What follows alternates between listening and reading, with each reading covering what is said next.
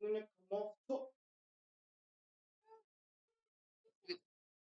right, we're good. Well, we are back. Monday Night Football. We're here. Go ahead, Mr. Host, man. What up? What up? Welcome into Outspoken React. Say what you mean what you say. Mm-hmm. As always, I am Cordell. We're not react. Hey, bro, I'm Marqus, though. Hey, Rob. It's not. It did not. That's what it said. No, I just know the breath support that was needed was there. And with that being said, we got a lot to get into. Very little time. Had some technical difficulties, but we are going to give you a crash. Not my fault. Going to give you a crash course of everything that we have going on. So we're going to go ahead and start with the ugliest of uglies. Tyreek Hill arrested. The situation. We watched the body cam from the police officer. If you haven't seen it, allow me to tell you what happened. We do not know if Tyreek Hill, the body cam shows the initial contact with the police officer. We just see him with his window rolled up and the police officer trying to ask for him to roll his window down. So we don't know. They knew it was Tyreek Hill from jump. We don't know if that's because they already had a first altercation where he gave him his ID or if they just ran his license plate and figured out this Tyreek Hill. But either way, he asked Tyreek Hill to roll down the window. Tyreek Hill was not really complying to that. So at that point, they then told him to get out the car, which is then where things got hostile and went too far. For me, my opinion is Tyreek should. For me, I'm getting pulled over for speeding. I'm rolling my window down. Moving violation. Well, I heard it was speeding, but sure, moving violation. So. No, it's not.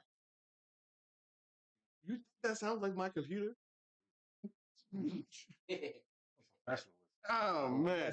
Shut up. So Chill. to me, In the couch. That's what that was. Yeah, to me, obviously, if I'm getting pulled over by the police immediately, I'm putting my windows down because they're going to want to talk to me. And then until I can roll them back up, they're just going to stay down, especially with his tinted windows. So that part doesn't make sense to me of what he was thinking in regards to that. But again, once he has his door open and he's coming out, because this is a Lambo, so it's not like a regular. This door opened up. Butterfly door. Once that thing is opened up, there's no reason to grab this dude like we're playing wrestling and yank him out into the ground. Like that part. With the door open. Yeah, that part was completely unnecessary on my end with that. And then of course Jonnu Smith is there, seen in the video. And we see a little bit of Calais, but mainly on Jonnu is who the body cam goes to, and the argument that ensues between the two of them because they want him to move his car. So yeah, I just gave my take. Really, you guys go ahead and give your crash course take real quick. Listening to it, it sounds like, I don't want to say profiling, but it definitely sounded as if at the beginning they sounded as if they were a little intrigued by the fact that it was Tyreek. One of them whispered to the other before the door was even open, before things were even checked.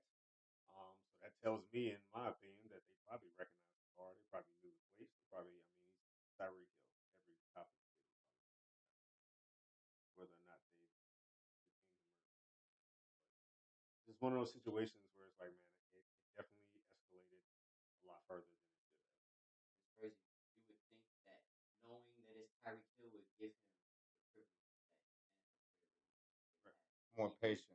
He didn't seem to get to that. And my takeaway is it's always on the patron to be calm and not on the police officers. Which he was. He was. He wasn't immediately, like Cordell said, he wasn't immediately rolling down his window and being like, yes, officer, yes, you know what I'm saying? It wasn't like that. He wasn't combative, but he wasn't this, right? There's still a window for patience that we've seen allotted to people, and it should be allotted to people. Because at the end of the day, it was a traffic violation. Right. But these officers seem to just have a power trip. And as soon as there was an opportunity to get there, get back, bring him up, two hands, bow, straight to the ground. Like after Tyreek started to move and do what they were saying, 3 more seconds when he wasn't causing no threat, didn't do nothing. I really just hate that it's always on the civilians and not the police officers to be calm and communicate. Let's be real. You knew who he was. You knew where he was going. You knew what he was doing. Like, this didn't have to get. Yeah, I mean, I echo all that. I think that at the end of the day, yes, he didn't automatically comply, which is what a lot of people would say that, oh, well, since he didn't do that, like, he deserved everything. But it's like, no, like, the professional police officers, they're professionals for a reason because they know how to de-escalate situations and do it without having to use force and things like that. So that's your job. Like, you should just be able to do your job. And even when he is complying at that point, or at least about to, you just snatch him out the car. Just definitely way more than what it should have been. Should have been something that we've never even knew about for real, but that's just not how it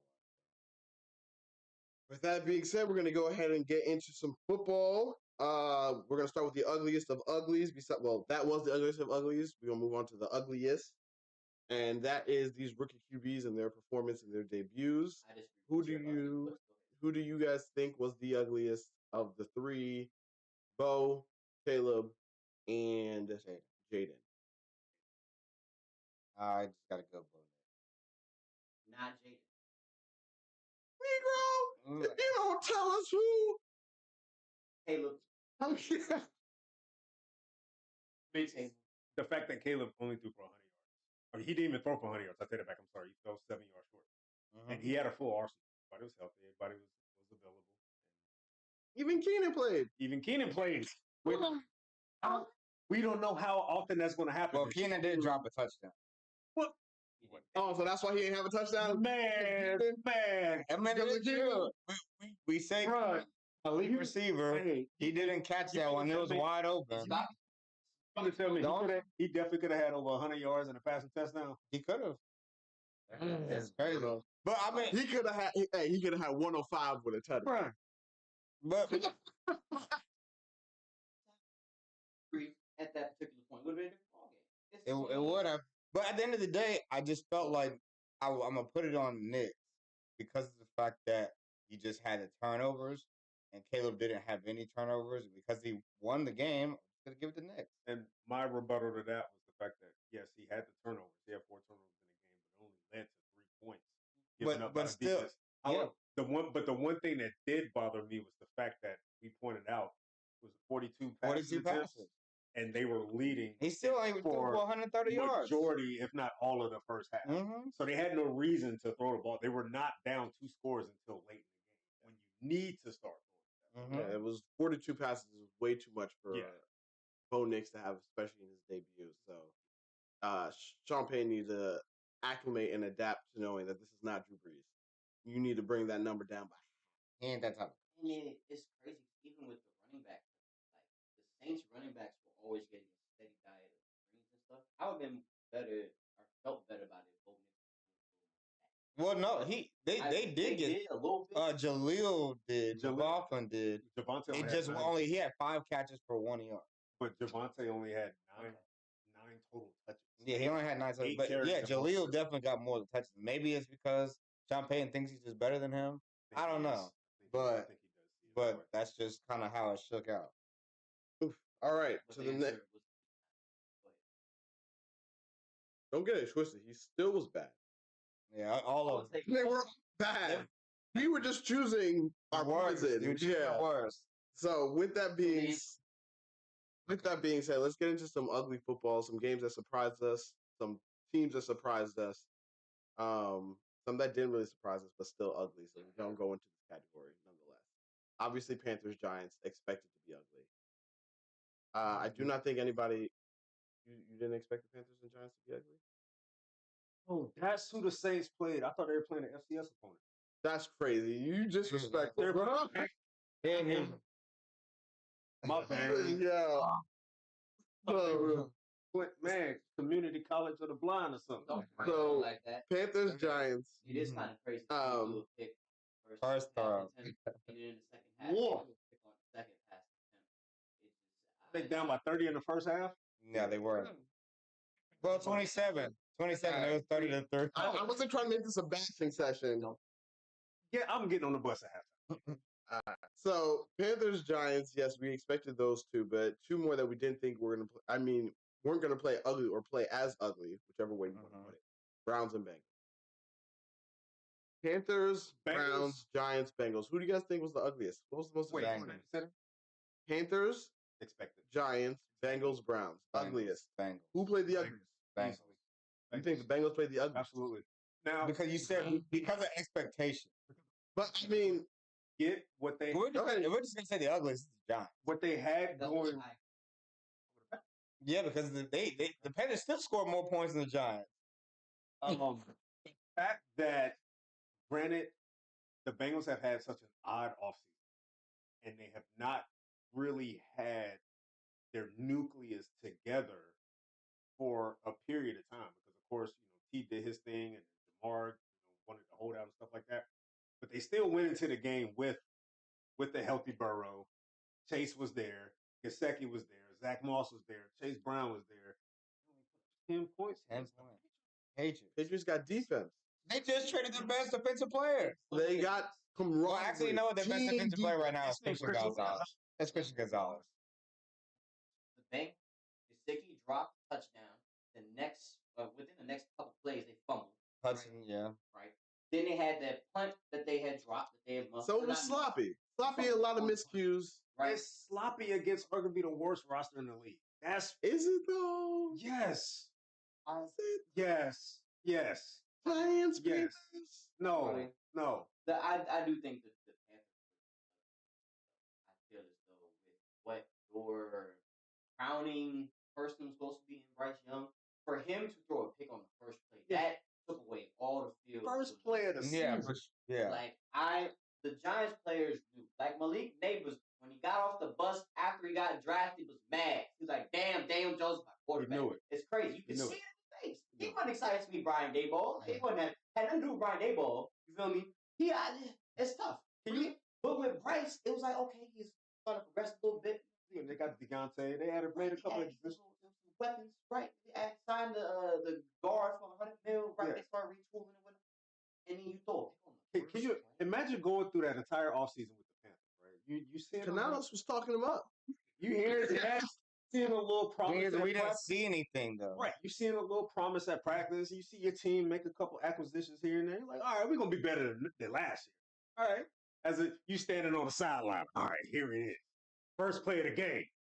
He throw a pick. So Panthers over Bengals then. No, I'm just making.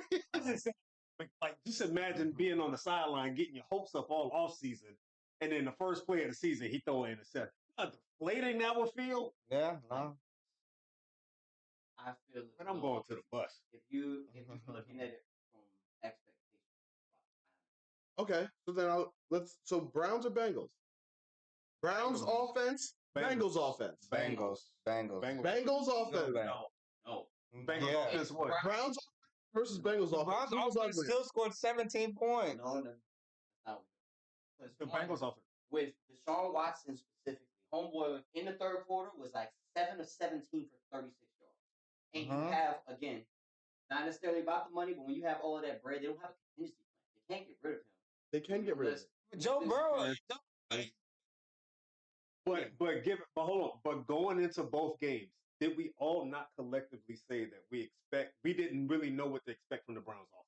Because we thought it was going to be running the ball. Right, because there was we all chose the Browns to win last week. Because yes. No, you did. He changed it on the game day, but last week is what counts. On here, we all chose the Browns. Nah, that's crazy. Hold on, but we know that they do this. But we still chose the Bengals. Shoot. At the same time, the Browns, they had at least some reps with their offense. No, they didn't. No, they didn't. Not with Deshaun. No. At least Joe Burrow got reps. And no.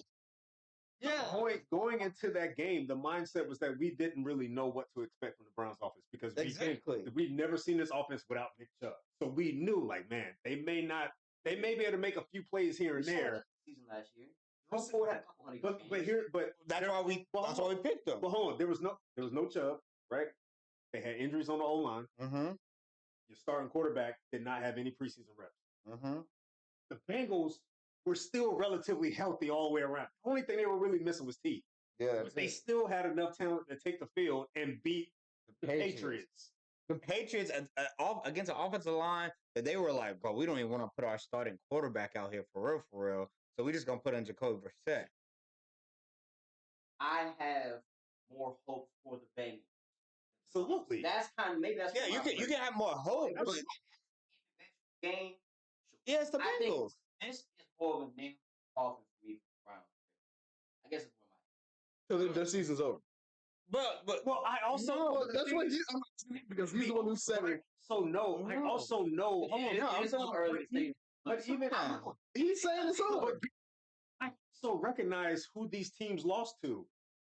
The Browns lost to a really good Dallas Cowboys team who had the #1 defense in the league last year. Like we felt like they were going to make the playoffs. Lost to the Patriots. One of the worst teams in the league. See this happen in week ones all the time. These things happen. So then you're going to overreact more than for the Bengals losing to the Patriots than a Browns team losing to a playoff contender in the Cowboys. Okay, so that what $180? Was there? Did the Bengals defense not do their job? Was there a Michael Parsons? If we're talking about in terms of team versus team. Was there a Michael Parsons rushing the passer for New England? All right, no. So all right, so then whose loss says more about their team? The Bengals. The Bengals. The Bengals. The Browns. The Bengals. If you guys are saying that this loss happened, but you're not worried, then this loss says more about the Browns than it does the Bengals. You guys, no, if the Browns, the Patriots, I would have more concerns than we would have more. Yes, I want to make sure I get it. So you guys, I have more concern for the Bengals than the Browns. Yes. Browns to make the playoffs. Yeah, I had them as the 4th seed. They have not done. They don't lose. Not against the Patriots. It does matter. Optics matter. They didn't have one. They're going to get it. They're going to be better. This is what they do. They start off slow, and they somehow, you know what I'm saying, they hit the run about week 4, week 5. With this particular situation with Deshaun, do you think he's going to get better? The fact that you sit here and you say that opponents doesn't matter, right? That's not what I said. You did. You said it didn't matter. The Bengals. No, you're saying, and you're trying to make a blanket statement. I said for the Bengals. This is what they do. It has nothing to do with the opponent. He's saying no matter who the opponent is, they lose the beginning of the season. No matter who it is. And no matter if it's a good opponent or a bad opponent, they're going to lose because it's the beginning of the season. That's what he said. At least historically, and what they proved yesterday, is that there is more likely a chance that they're not going to be clicking and doing what they normally do, being able to push the ball down the field. How do the Browns start? Do the Browns get off the hot start? That's what I'm saying. That's what I'm saying. They beat the Bengals last year. They were 5-1 last year with Deshaun. Indicative with that. The story is Deshaun is not good at football right now. Mm-hmm. I don't know if he's going to get better. With the Bengals, they've gotten better. I don't feel like the Browns are going to get better. They want to lean heavy on Nick Chubb and hope that knee is sturdy. That's their best bet, which is solid bet. Nick Chubb is 1-1. I got to move forward. We had I would say the 3 best games of last week. We can hit on all 3. I'm not going to do them individually, but I would say the 3 best games of the weekend, Thursday to now. Ravens at Chiefs, Packers versus Eagles, and Rams at Lions. I would say those were the 3 best, ironically, but I would say those are the 3 best games from. I mean, Jags and Dolphins was also a good game. That was a letdown. It was a letdown. It was a good game. It was a letdown because we thought it was going to be a high scoring game, and it wasn't. I wouldn't say it was a good game. I said it was close. It was which is good. A close game isn't always a good game. There are games that have been 9. Bears Titans wasn't necessarily a good game, even though it was only a touchdown. Yeah, close doesn't always mean good, but okay. So, but yeah, we can speak on all 3 of these games freely. Just go ahead on whatever you guys want to hit on, because right after this, we gotta turn around and talk about Monday Night Football. Yeah. Man, one thing I'm gonna say is yes, they won, but who's they? I'm getting to it. Oh, okay. Yes, they won, but I'm definitely making mental note of how Jalen Hurts performed in their victory over the Packers. And it wasn't as stellar as I need it to be to convince me otherwise that this offense is going to be okay going forward. They won. Saquon looked amazing. AJ Brown, Devontae, they look like the normal selves. But something just seems off with Jalen Hurts. I don't know what it is, but it's just something that I'm definitely keeping in the back of my mind. Well, I would say that, I said I had Saquon Barkley winning Offensive Player of the Year. How many times you gonna remind us of that? Because, Lord, because when he does it, I just want y'all to know. Okay, he's a guy. I argued against. I know you didn't argue, but I'm just saying. He is highlighted what I said. Every time he touched the ball this weekend, he reminded us. So either way, hey, I think the Eagles will be fine. I think the Packers will be fine, even though. You think the Packers? How long is he out for? I was going to ask that question. So it's, no, 4 is the max, but they're not putting him on IR because they think he can come back before. All right, now let me ask you this. So I have to look at the IR rules. If he's out for 4 games, is their season over? Yes. No. Yes, I think so because I don't think they can come back if. Well, it depends on what they're scheduled. Sorry, so let me change it. Let me rephrase it. How many games can they lose without their season being over? If they lose all 4, I think their season's done. Yeah. Okay. Yes. So that's what I'm saying. So how many can they afford to lose? No more than 3. If they can so they just win 1 and 3 without him, and they can 1 still. and 4. So they would. No, without if he's out 4 weeks, that means yes, 4 games. They already lost one. No. I'm saying if they go 1 and 3 without him, do you think they can come back? I mean, it's possible, but it's unlikely. Yeah, 5 losses. No, it would be 4 losses. 1 and 4. They would have to get. Okay, no more than 2. Okay, no more than 2. So they have to split. Okay, they have to do no worse than splitting. Okay, if they're out for 4, but win every other game. Damn near. Splittable. It's splittable, especially the way that Will Levis looked. They got the Titans a couple weeks. They got the Vikings a couple weeks after that, and they have the Rams as well. And they have the Colts. I mean, yeah, defense got to definitely do something. But anyways, Ravens Chiefs was good. I don't think it really hurt. Toe. I don't. Yeah. I mean, but I saw that toe. Yeah. As soon as it happened, I was like, ah. Yeah. Losing the game over your big toe. That is, and then I think for Rams Lions, I like the way the Rams defense played. I think they showed way more than I thought they would. I thought the Lions were just gonna go up and down the field on them. So good on them. I like their running backs. I a little more back. That's why Wesley was clamoring for a while. And yet, who had the better day? David Montgomery. Sir, when it was crunch time, when it was time to play bully ball, they knew who their bully back was. I just think that Jameer has some of that in him, which is why he was able to show that he was a 3-down back for some of the. Well, he had 11 carries for 40 yards. Jameer did? Yes. The way that Jameer was getting the ball, was able to less than 3 yards less than 4 yards a carry. You would hate Najee if he did it. I'm just saying. So with David Montgomery, that last drive, bang, bang, bang, bang, bang, all in. But you know why? Because he was fresh. Like how I said Jameer should be, but you didn't want him to be. That they didn't want him to be. They gave the ball to the running back who can do the most with the ball. Yes, and then at the end of the game, they had to go with the healthier, fresher guy to win the game. You should have used the bully back first. So, the takeaway is that the Lions' backfield is 30. That line is 30. And when it was time, when it was money time, it was time to control the game, time possession, they're going to be an issue for the foreseeable. All right, let's go ahead and hit these 49ers. All right. So, dang, I ain't even say nothing. My bad. Go ahead and let's roll. My bad, man. The game's almost started. My bad. Let's sweat. Go ahead. Now, let me go. Yes, thank you. First and foremost, the feature back was still David Montgomery. He had 17. Jameer had 11. So no, he can't be the feature. We're talking about total touches. Oh, I want him to run the ball more, but sure. I don't think 11 rushes is enough for Jameer. Personally. That was on. Yes. I thought that he should get more touches rushing the ball. Well, that's because in the second half, David Montgomery got most of the touches. But, all right, I'm trying to speed through this for y'all. Let me speed through. My bad. My biggest takeaway that I had between these 3 games, yes, I'm concerned. Like I said, I agree. If it goes 2-2 for the Packers, then they'll be fine. But if it's anything worse than that in that division, yeah, it's a wrap. GG's. Yeah. It's a wrap. So, especially if Caleb actually starts playing football. So it's a wrap at that point. Ravens, Chiefs. I thought you would have a little bit more velocity. I'm a little disappointed in you. Why? Because you're talking about some big toe. I wanted you to come on here and be like, damn, Lamar, you missed that pass. You got to make that pass, Lamar. Absolutely. That's your fault, Lamar.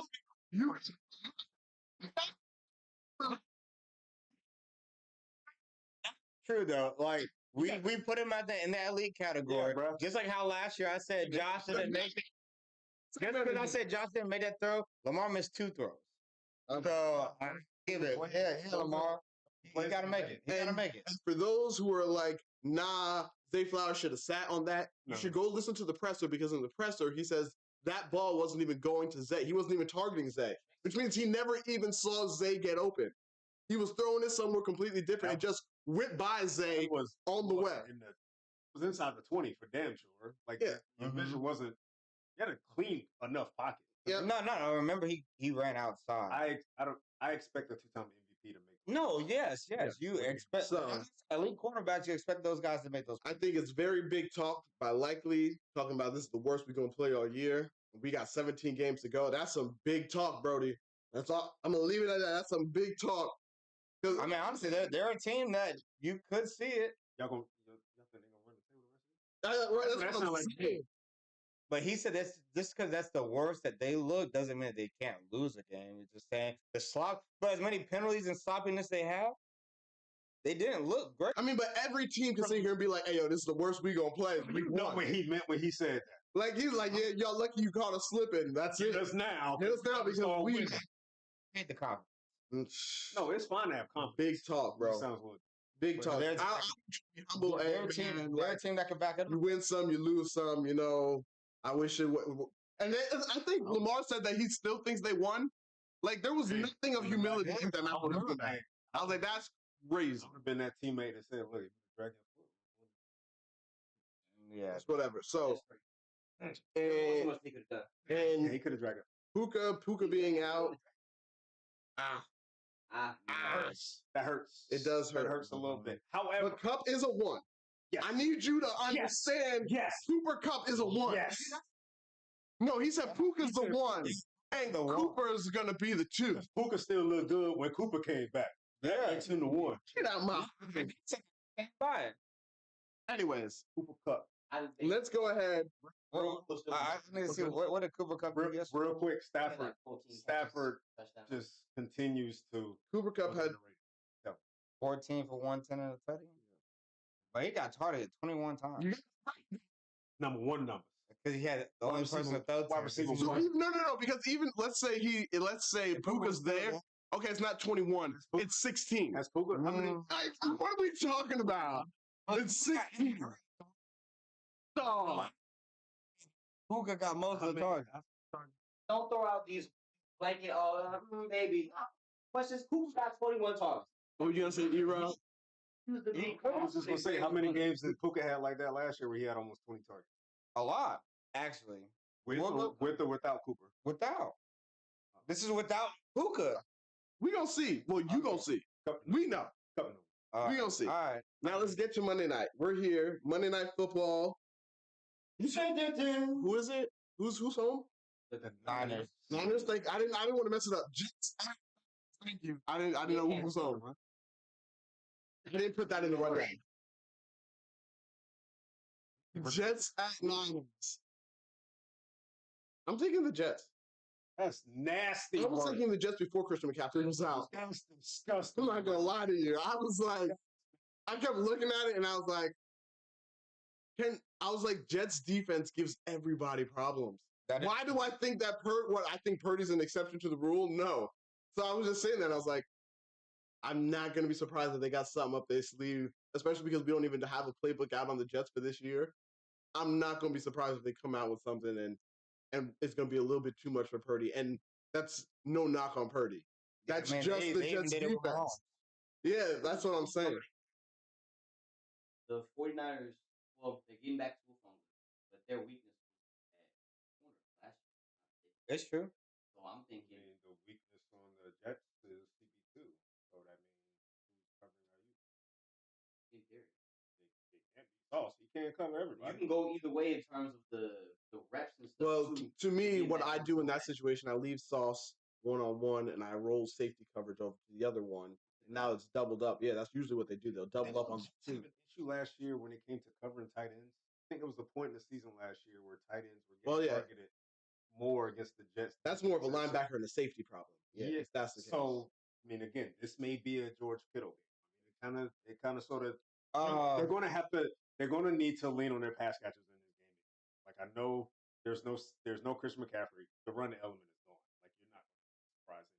Unless Jordan Mason pulls of Elijah Mitchell and just runs all over them like he did. I'm taking the Niners here, but I think their defense will.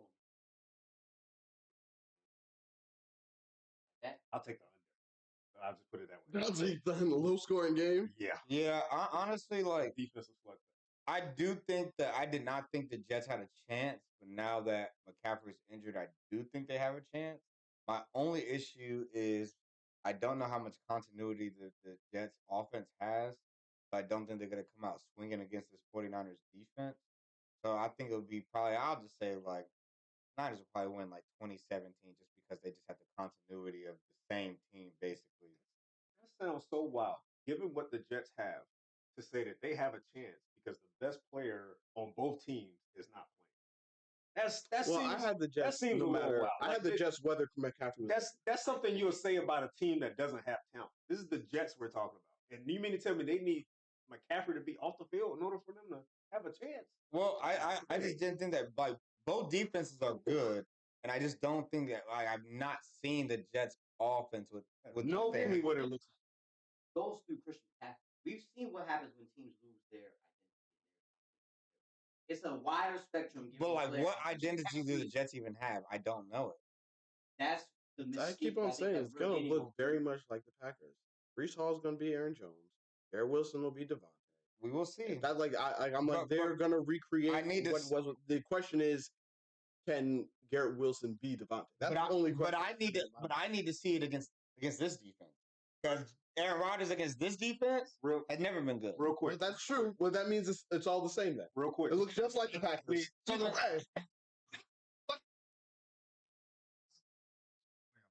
Under on passing yards for Aaron Rodgers tonight. I was at 225.